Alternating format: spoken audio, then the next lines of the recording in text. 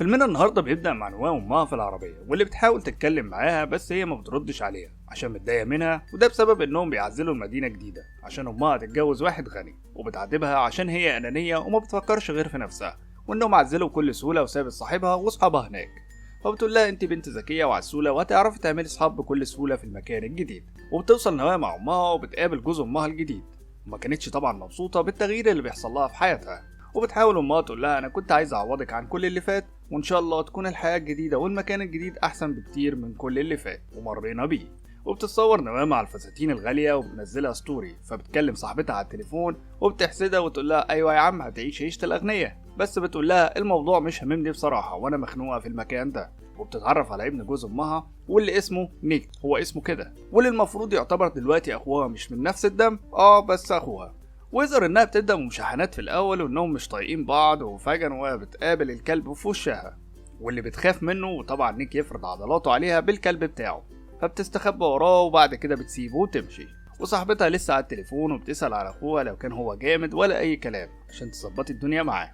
قالت لها انت مجنونه، ده اخويا. وبعد كده بيروحوا يتعشوا سوا كعيله واحده في المطعم، وبيركب نيك العربيه بتاعته وبتركب نواه مع امها وجوز امها. وبعد ما بيوصلوا بيتعشوا مع بعض، ولسه نواه مش طايقه نفسها، وبيبتدوا يشدوا مع بعض الاخ والاخت في الكلام. وابوه بيتكلم عن ابنه انه ازاي راجل مثالي ومتفوق، لغايه ما استاذن نيك انه رايح يخلص شغل مع واحد صاحبه، وفي نفس الوقت نواه برضه عايزه تستاذن وتروح. وابوه قال له يوصل نواه في طريقه، وهي كانت عايزه تاخد تاكسي بس في الاخر خدها معاه في العربيه. وبرضه مفيش فايده، بيتخانقوا هما في العربيه، وبيقول لها امك شكلها بتحبك قوي عشان تستحملك، وهي ترد وانت تعرف ايه عن حب الامهات. الكلمة اللي خلت نيك ينزل نواه في وسط الطريق ومفيش ولا عربية عايزة تعدي. وبعد شوية بتيجي عربية وتشاور له انه يقف لها، وفعلا بتركب معاه، ويطلع الشخص اللي في العربية رايح حفلة وبيتعرف عليها، وبيطلع صاحب نيك، والحفلة اللي رايحها نيك هو اللي عاملها اصلا.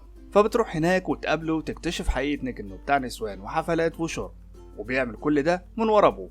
وبتضربه اول ما بتقابله عشان سابها على الطريق لوحدها. وبعد كده بتبتدي تتعرف على الناس اللي في الحفلة، وبتتعرف على واحدة صديقة نيك وبتبتدي تدخلها الجو معاهم. وشوية بتقابل شبح الحفلة واللي بيحاول يديها مشروب، بس بيجي اخوها ويضربه وتقول له وانت مالك، ويقول لها ده حاطط مخدر في العصير. وبياخدها نيك في العربية ويوصلها البيت، وهي في عالم تاني خالص. وبتنام نواه وهي مش فاكرة حاجة، وافتكرت ان اخوها نام معاها، بس مش ده اللي حصل. واللي حصل انه اخد تليفونها وبعت لامها وقال انها تتأخر عند صاحبتها الجديدة، وان نيك ده شخص رائع وجميل، وبتقوله اوعى تمسك تليفوني تاني. بيروحوا الشط كلهم، وبتشوف نيك مع بنات وشكلها كده ابتدت تغير عليه. وبالليل بيروحوا سباق عربيات، وطبعا نيك موجود وهو اللي بيسابق، وفي الاخر بيكسب نيك السباق. بس السباق لسه مخلصش ولسه في جولة تانية. اخته ابتدت تتهور وترقص وتشرب، وده لما شافت حبيبها بيبوس صاحبتها، فحاولت تتخطى الموضوع ده بالشرب والرقص. ومش بس كده، دي كمان حاولت تبوس شخص غريب عشان تصور نفسها معاه وتبعت له الصورة. فشافها نيك ومنعها وقال لها يعني تبوسي الغريب وانا موجود، وحاول ياخد هو الصورة معاها. وبعد كده قال لها انه هيروحها وكفاية كده. وركبت العربية، وهو بعت لصاحبتها الجديدة انها تيجي عشان توصل نواه، وهو كان مشغول في حاجة تانية.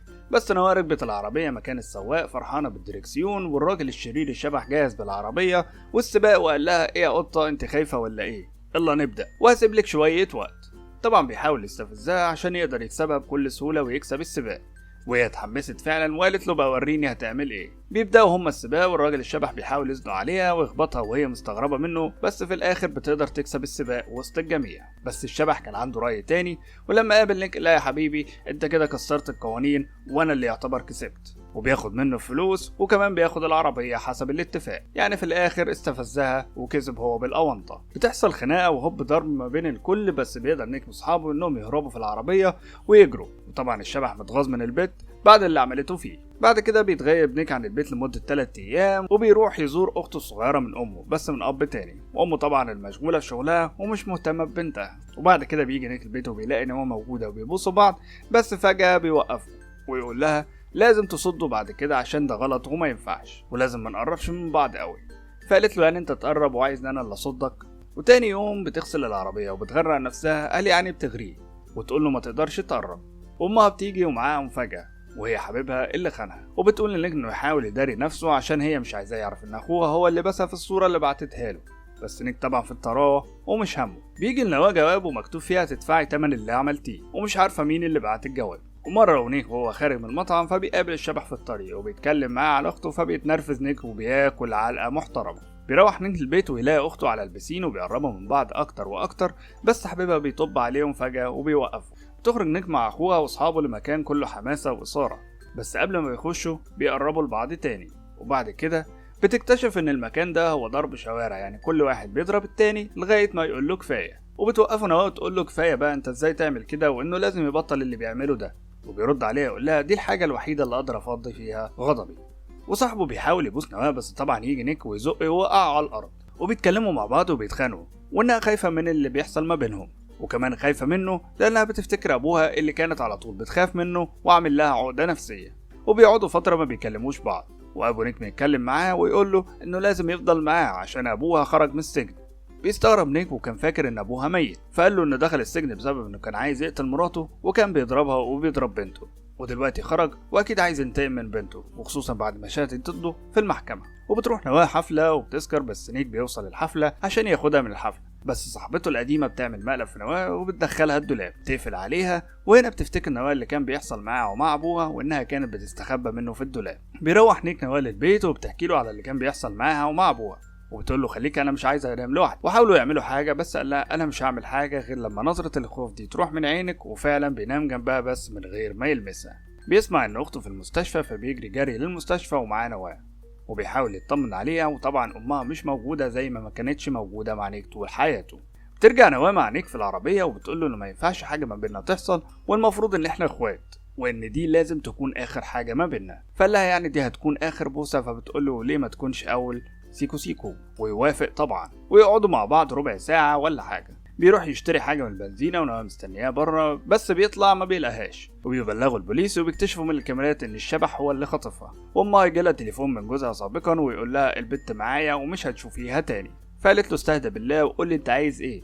فقال لها عايز 1,000,000 يورو. ويتقابلوا في المكان اللي قال عليه، وفعلا كلهم بيروحوا هناك وبيحاولوا يراقبوا المكان، بس الام قالت انه مش هيجي لانه عايز يذلنا مش اكتر. وبيجي نيك وبتركب معاه الظابطه، وبيفتكر ان العربيه اللي مع الشبح متامن عليها، يعني يقدر يعرف مكانها فين بالظبط. وفعلا بيوصل للمكان، بس هوبا بتطلع نواه بالعربيه وابوها جنبها مهددها، وبيخليها تسوق. ونيك طبعا بالعربيه وراهم مش فاهم بيعملوا ايه. وطبعا بيحصل ما بين نواه وابوها كلام زي انها السبب في حرمانه انه يسوق عربيات، وانه كان متسابق جامد وحرمته برضه من بطولة سباق كبيرة، وان الحاجة اللي كانت مشتركة ما بينهم انه علمها سواقة العربيات. وبتتزنق نواه بالعربية عند المرسى، وبيقف قصادها نيك بعربيته وبيبصوا لبعض بصة هما بس اللي فاهمينها. بتجري نواه بالعربية ناحية نيك، وابوه بيقول لها احنا كده هنموت.